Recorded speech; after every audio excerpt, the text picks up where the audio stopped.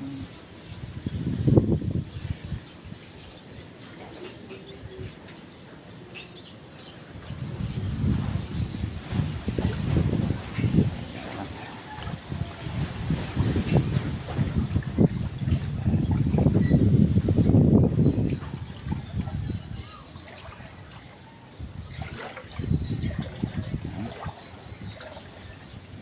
pa tayo mga ka-idol para makita natin kung gaano kalalim ang tubig sa labas mga idol.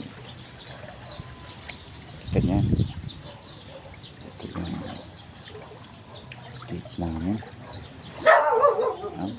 idol. Yan siya mga tarugo. Lalabas tayo ha. Dito natin. Yan. Po, dito na po. Sa labas na po tayo.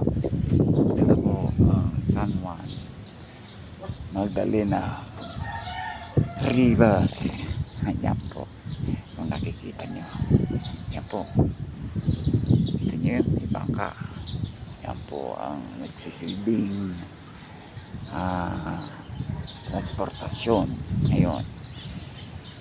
Ito po, nakikita nyo yan yan hanggang dibdib. Yan po sa dulo po yun, yung nakikita nyo po yun. Gagawin po tayo. Ayan. Sa dulo po yung nakikita nyo yun. Ayan po sitwasyon. Nakita nyo po yung tricycle ni tatay, halos nalunod na. Ayan po yung mga dito sa kalagayan namin ngayon dito sa Magdalena Subdivision. Actually hindi na po division, Magdalena River.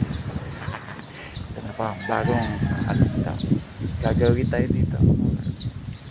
Titignan natin kung yan po, yung gawin yan, papalabas yan doon sa highway.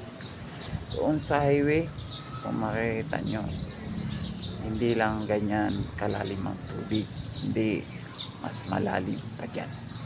Kung nakikita nyo hanggang baywang yan, doon sa labasan hanggang dibdib na pa o lampasaw.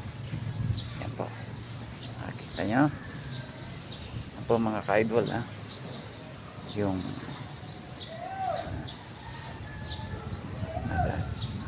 tinatawag po tayo ng mga okay. Yan. Babalik tayo doon sa dulo. Medyo medyo lumalakas pa kasi yung tubig, agos ng tubig. Yan po,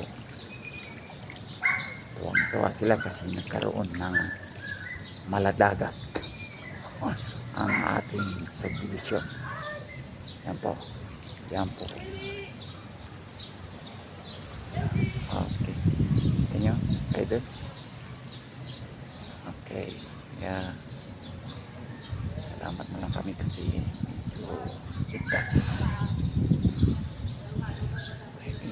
Dito lang mga ka-idol. Okay, salamat sa inyo. Ingat po tayo.